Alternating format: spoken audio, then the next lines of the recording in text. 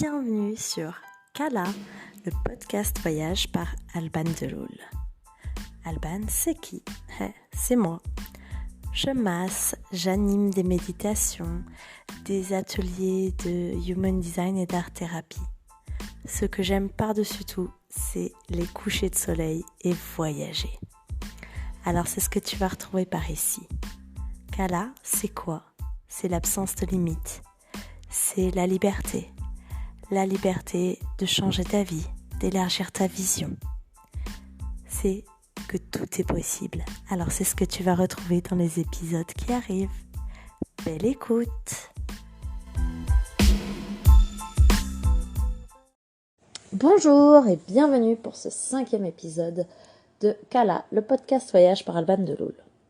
Aujourd'hui j'ai envie de te parler d'un sujet que j'aime beaucoup.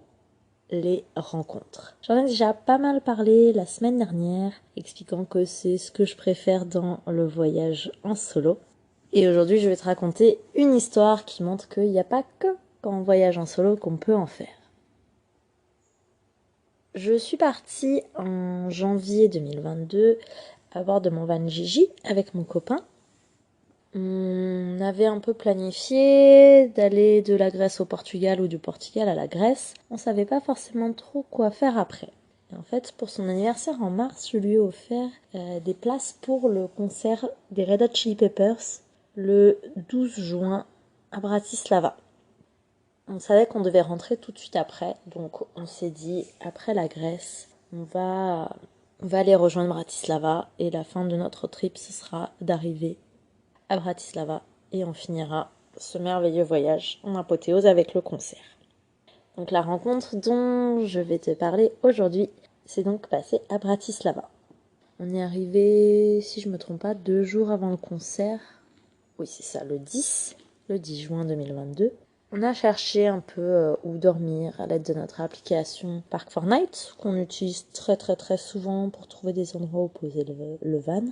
L'endroit qui paraissait sympa dans l'appli, qui était aux abords de la ville, en fait simplement de l'autre côté du Danube, par rapport au centre-ville de Bratislava, à côté d'un pont. Quand on arrivait, le parking était bondé, mais bondé, c'était pas possible de dormir là, les voitures étaient les unes sur les autres. Ça aurait pas été du tout agréable. Donc on a cherché un petit peu plus loin et on a vu une espèce de forêt. Donc on s'est dit, on va aller dans cette forêt, ce sera plus sympa. L'un comme l'autre, on aime bien les coins de nature. Alors on a cherché dans cette forêt, il avait plu, il y avait plein de coins pas mal inondés. Puis au bout d'un moment, on a trouvé un endroit qui nous paraissait pas mal, le long d'une piste cyclable. Donc on s'est garé là. C'était pour le contexte. On avait avec nous, bien évidemment, Bianco, qu'on a recueilli en Albanie quelque temps avant. Il faut savoir quand même que pour les rencontres, un chien, ça aide bien. Depuis le moment où on l'a, les gens viennent naturellement nous voir en disant « Oh, il est trop beau, je peux le caresser » ou viennent le caresser directement. Quand on s'est promené, par exemple, en Croatie, à Dubrovnik, dans les rues, on n'a pas pu faire 1 mètre sans être arrêté par des personnes qui voulaient le caresser. Tout le monde était émerveillé devant cette toute petite boule de poils qui nous suivait à la trace et trop mignonne. Donc ça aide bien pour les rencontres. On est arrivé le vendredi soir, ou jeudi soir, bref, un soir. Le lendemain matin, quand on se réveille, Bianco directement sort et il voit un autre chien avec qui il a envie de jouer. Il est tout content, il joue avec un magnifique border collie marron. Ils s'entendent hyper bien.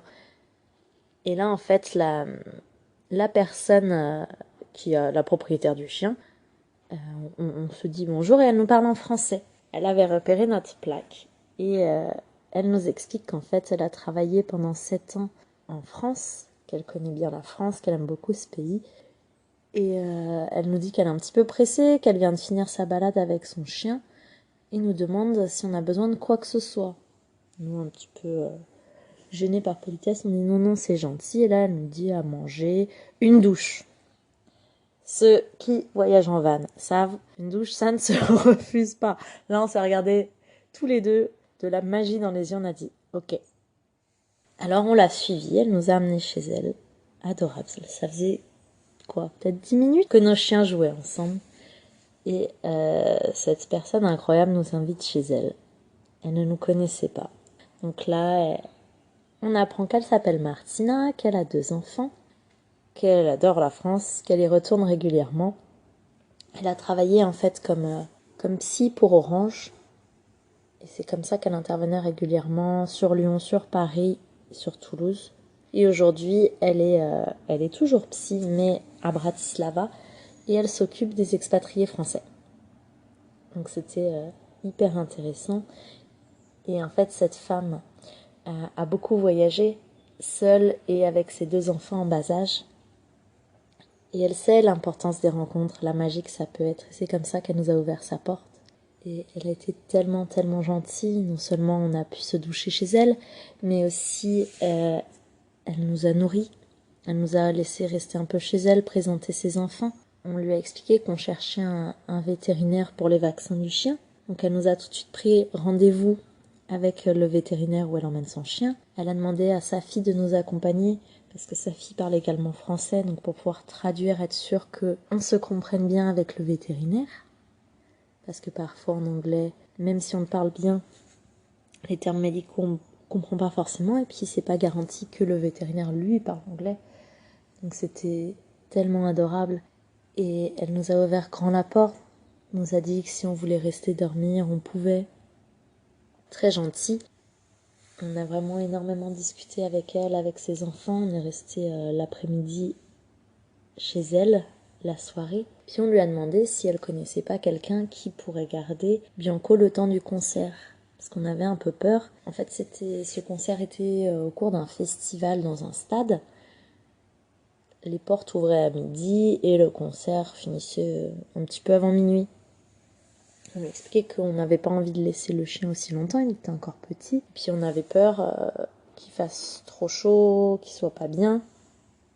Et immédiatement, elle nous a dit non mais vous le laissez là, moi je le garde, y a pas de souci.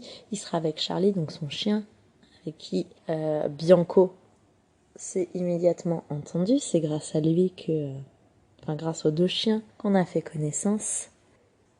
Et du coup, elle nous a proposé de le garder. Elle l'a gardé pendant qu'on allait au concert. Elle nous a même dit, mais revenez dormir à la maison. Vous allez être fatigué après le concert. Vous serez mieux dans un lit, dans la chambre. Elle nous a laissé la chambre de sa fille pour qu'on puisse y dormir.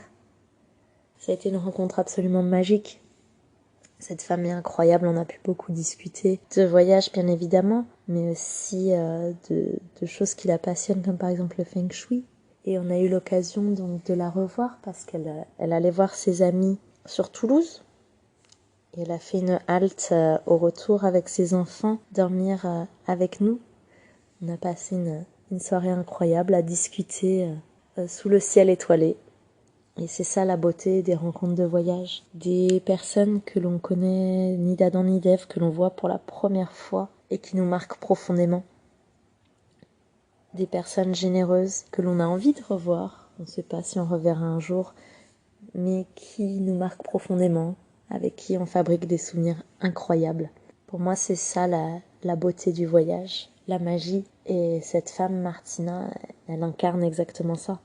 C'était une rencontre magique, une femme tellement adorable, le cœur sur la main. Elle nous a envoyé par la suite des messages avec la photo de l'emplacement où était notre van en disant « Oh, c'est bien vide ici ». Parce qu'en fait, l'endroit où on a dormi, c'est l'endroit où elle vient promener très régulièrement Charlie pour le faire courir, pour le défouler. Donc c'était tellement mignon cette pensée. Ce genre de rencontre que on ne peut pas forcément faire en dehors du voyage.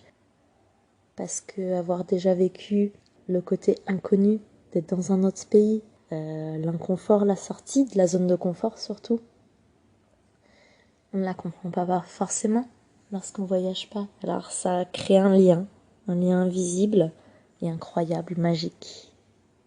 Voilà ce que j'avais envie de partager avec toi aujourd'hui. Il y a bien évidemment plein d'autres rencontres dont je pourrais parler et je le ferai peut-être dans d'autres épisodes.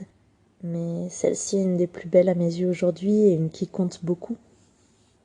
Alors j'avais envie de la raconter, de la partager, pour en laisser une trace pour ne jamais l'oublier, même si je sais qu'elle est inscrite dans mon cœur.